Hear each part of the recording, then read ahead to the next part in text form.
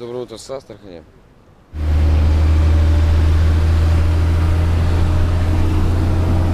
На Махачкалу не едет ничего. Да. Федеральная трасса. Передаем всем большой привет из Дагестана. Приехали в Дербент уставшие. Досиживаем и отправляемся на крепость смотреть.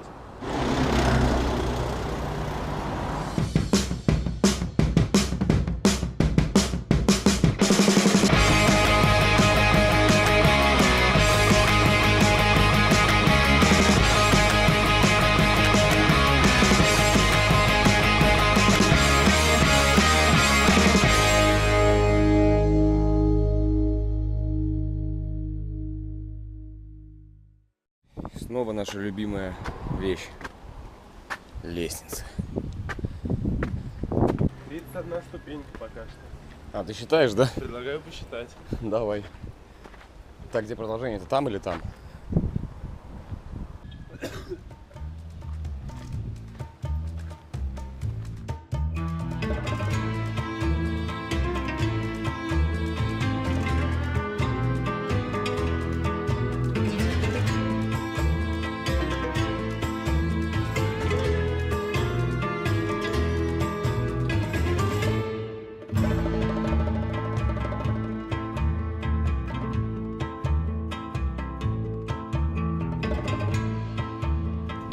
Дошли наконец-то, поднялись до крепости. Вот такой вот вид отсюда на Дербент, на Каспийское море.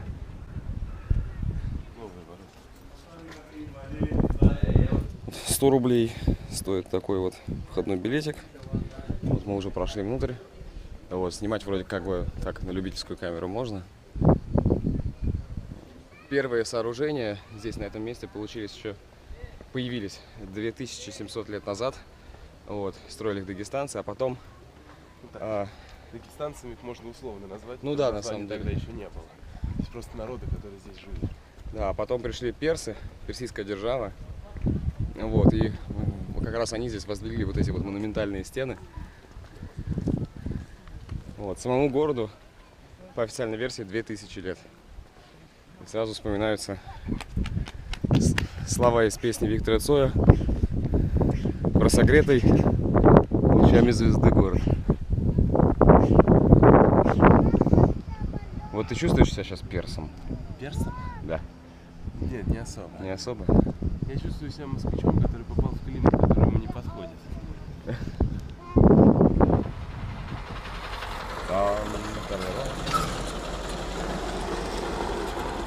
Открыть ворота, КамАЗ ехать.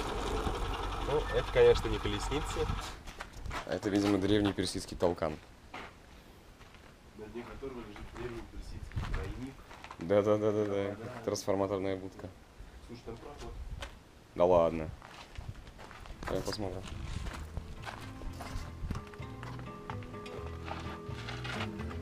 Ну, причем довольно высокий, на корточках можно пройти.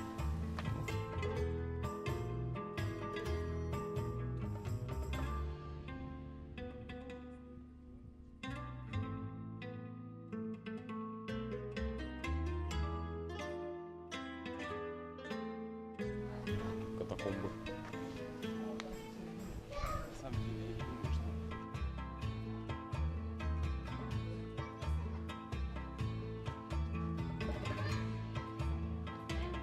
Вот эти катакомбы, как выяснилось, ханская баня.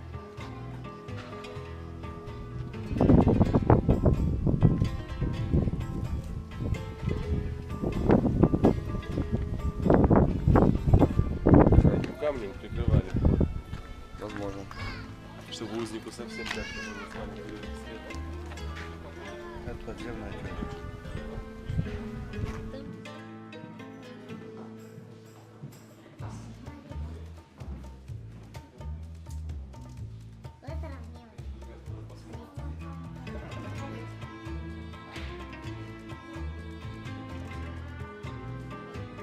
Горная стена Дербента. Немножко напоминает даже Великую Китайскую стену.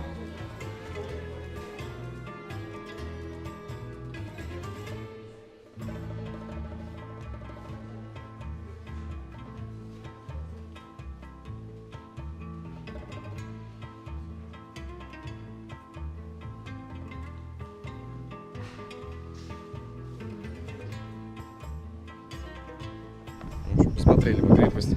Да, зайти туда определенно стоило. Хотя крепость очень сильно восстановлена. Вот, и большинство стен, они были реставрированы, причем достаточно недавно. На самом деле очень прикольно, что ее начали реставрировать еще с 300 года нашей эры. Ну, как бы да, то есть ее постоянно чинили. Тут нельзя сказать, какая именно стенка, какой именно камушек, какого года здесь лежит. Ну, Все вот. вперемешку, да. Но вот там вот на стенках наверху совершенно вот видно, очевидно, как поверх старой кладки просто положили новые камни, просто идеально отшлифованные. Вот, это, конечно, немножечко... Даже со следами циркулярной пилы. Да, тоже мы такое видели там. Вот, но все равно прикольно. Мне очень понравилось. Очень здорово, да, атмосферку создает правильную. Как раз таки эти доделанные участки, они, видимо, забивают дыры в стене и так далее, и получается идеальная картиночка. Очень-очень здорово. Но что прикольно, эта стена, вообще говоря, проходит через весь город. Просто до самого моря. По старым схемам города она проходит до самого моря, их две, и они полностью отсекали город.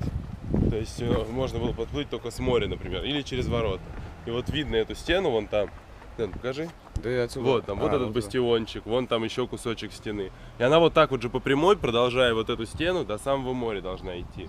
И там была схема города с кусками стен, которые сохранились. То есть где-то в городе можно еще увидеть эти куски, которые сохранились. Как Каспийские ворота. Ну да. То есть, почему он стал развиваться? Частью подслушано у гида, частью прочитано, потому что Великий Шелковый путь, в частности, пролегал через море. Блин, оно огромное.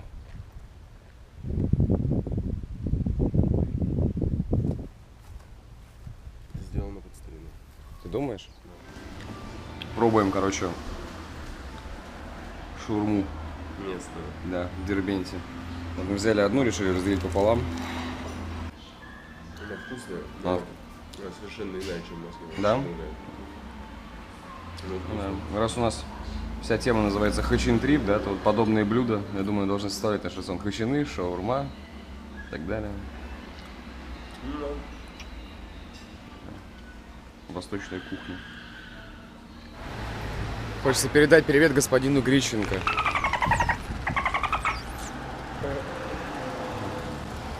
А вот тут, короче, очень модный Сбербанк, ребята. Вот это вот Сберыч.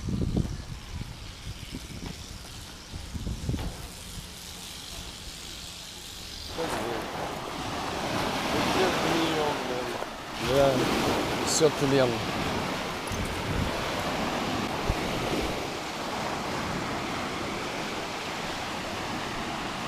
Нашли относительно чистое место.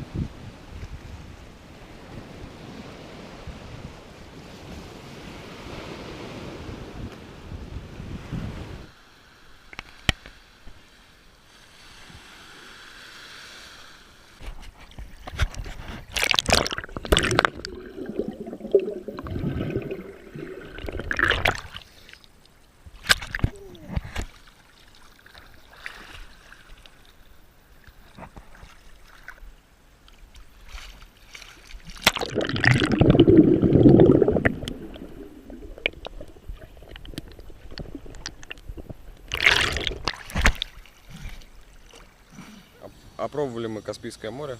Ну, пляжик, на котором мы сейчас оказались, он, конечно, такой себе. Очень много грязи, битого стекла на самом деле. Вот, такое ощущение, что здесь вообще никогда ничего не убирают. Вот, нам мужик подсказывал, что есть где-то вот там вот нормальный пляж. Вот, но мы так подумали, видимо, до него идти очень долго. Вот, а нам все-таки надо вернуться на автостанцию, где мы оставили в ячейке свои рюкзаки. К тому же начинается дождь. Вот, сейчас пойдем заберем рюкзачки и будем уже пытаться выбираться из Дербента, вот, в сторону Чечни. А Василий вытирает ноги. Василий вытирает ноги от песка и грустит, потому что такого даже в Сочах, в Анапах. Ну да, ну как-то вот это, я, конечно, не знаю, может это самый задрипанный пляж в городе, но ну что-то как-то вот, ну, как-то не очень. Прибраться, что ли.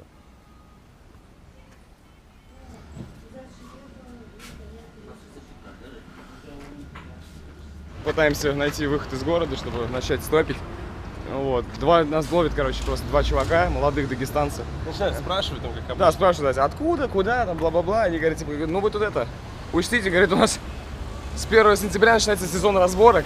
Сейчас все патроны, говорит, копят, поэтому вы, короче, сейчас тусуйте, отдыхайте, а в сентябре аккуратно. Все, говорит, мы предупредили. Патроны купят, ножи точат. Ножи 1 точат. сентября начнется сезон. Да. Все, предупредили. Что здесь происходит вообще? Все прекрасно, на самом деле. Все друг на друга ругаются, что все друг друга режут, но я Да, что-то... калмыки говорят, что даги всех режут. Даги говорят, что калмыки всех режут. Не знаю, по-моему, нас никто даже не пытался. Жарище, конечно, невообразимое здесь-то. Вообще или сейчас? Вообще. Вообще с Москвы. Приехал оттуда и искупался, а я здесь живу, я не искупался ни разу. А чё ж так? Времени. Времени. Ну, приветливые люди здесь, вот, пожалуйста, только что. Да.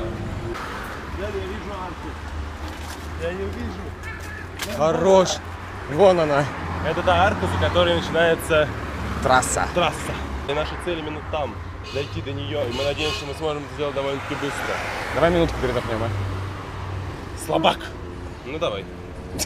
Давайте поиграем в игру. Сколько заниженных тазов, короче, вы можете найти? Еще один проехал. Ой, еще один.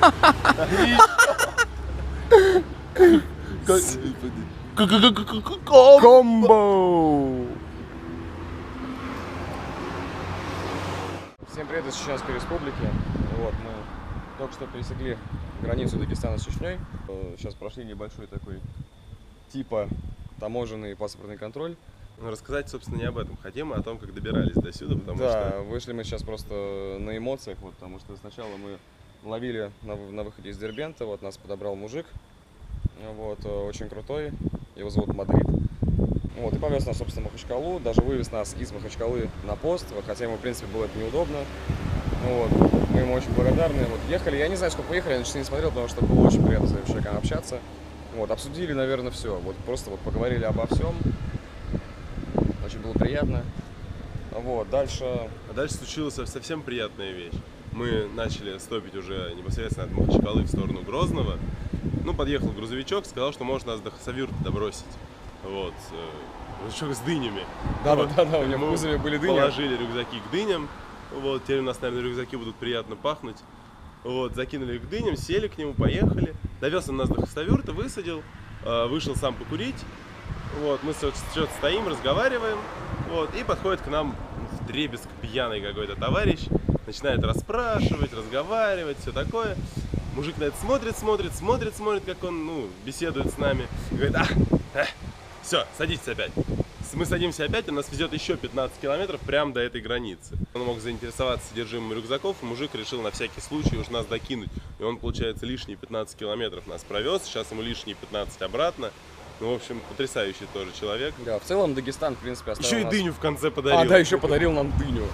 Вот, мы опять как могли, мы отказывались, но он просто вот хотел нам 3 штуки дать, вот, короче, мы сошлись на одной, вот, положили ее, наверное, да, И завтра в целом, скушаем. в общем-то, хочется сказать, что по большому счету все то, что нас предупреждали о Дагестане, дескать, опасно, будьте осторожны. В принципе, Дагестан оставил нас приятнейшее ощущение. Потрясающее впечатление. Вот, очень потому приятные люди, очень отзывчивые, вот, гостеприимные. что не то, что гостеприимные, Даже- иногда можно даже сказать слишком гостеприимные, Слишком потому гостеприимные. что просто подбирают нас сразу, там, хотят домой везти, там, кормить, Накормить, напоить. поить, помыть, там, спать уложить, все на свете. Так что, в общем-то, Дагестан потрясающее место. Всем советую посетить. Единственное, местные, конечно, предупреждают, что да, глубоко в лес, глубоко в горы уходить нельзя, даже местные это говорят. Вот, дескать, там, действительно может что-то произойти, иногда.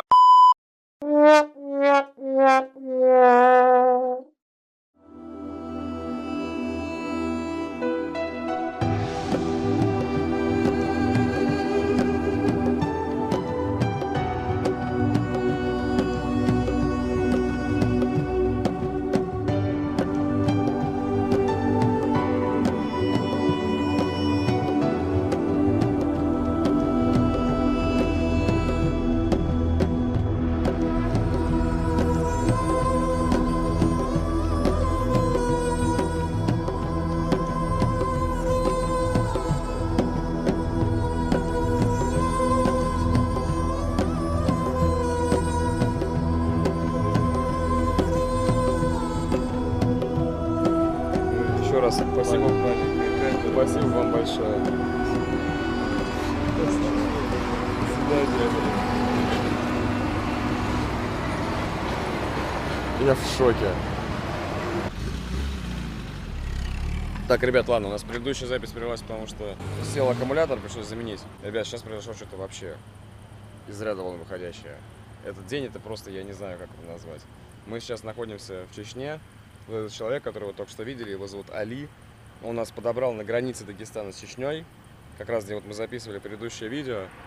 Ему нужно было ехать там буквально сколько километров? Ну, он не доезжал до Грозного 20 километров. Да, просто ему нужно было, вот, и он ехал домой после работы, уставший, он работал с 4 до 11, с 4 утра до 11 вечера. Он работал, он нас увидел, говорит, типа, что он, в принципе, может подвезти, не доезжая до Грозного, говорит, а кто вы? Мы сказали, что мы путешествуем, вот, все смотрим, и этот человек просто так посадил нас, привез в Грозный, прокатил нас по всему Грозному, показал там весь центр, вот, я там что смог, что если камера там в темноте смогла разглядеть, я все снял. Потом просто довез нас сюда, вот здесь дальше трасса идет на Владикавказ. И поехал домой. У меня нет слов, ребят, вот. Нас высадиться, толком пофотографировать в Грозном не было возможно, потому что, во-первых, ну, все-таки темно, во-вторых, не хочется напрягать человека. Он предлагал нам просто остаться в Грозном или переночевать у него. Да. А я весь проспал. Да, Василий, правда, почти весь Грозный проспал, вот я его пытался разбудить, но, видимо, неудачно. очень устал. Вот. Теперь Дениске есть что мне рассказать, потому что я проспал все. Короче, блин, ребят, у меня нет слов. Это просто, я не знаю, как это объяснить. Ну, каждый день, да, кто-то жертвует своим временем. Я так понимаю, что он сделал акцент на путешественников, потому что, видимо, Коран велит помогать путешественникам. Я не знаю, там, у них что есть, велит да, Коран. у них действительно, по-моему, действительно есть. Потому что изначально, когда я с ним общался, ведь я его застопил. Он мне сказал, что да, мне не доезжаю до Грозного, но вот и раз вы путешественники, то я вас в Грозный отвезу. Ну, в общем, Али, спасибо тебе большое. Будем выдвигаться. Сейчас будем, короче, да, у нас, видимо, сегодня режим нон-стоп врубается. Ты как, хоть проспался? Да вроде да, но как-то я и в прошлый раз вроде проспался. Сел бы. Приветики.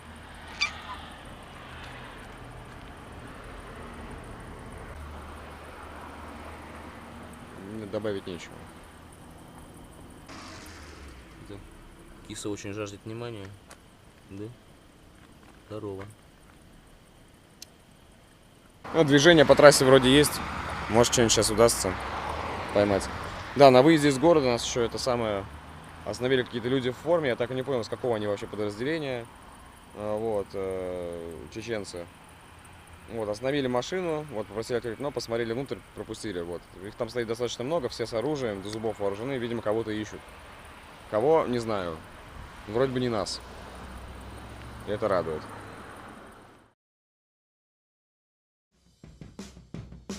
В общем, поспали часа 4.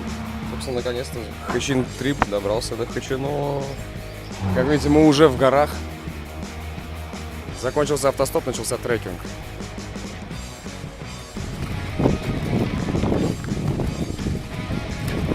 Разворачиваем потихонечку лагерь, сейчас будем кушать.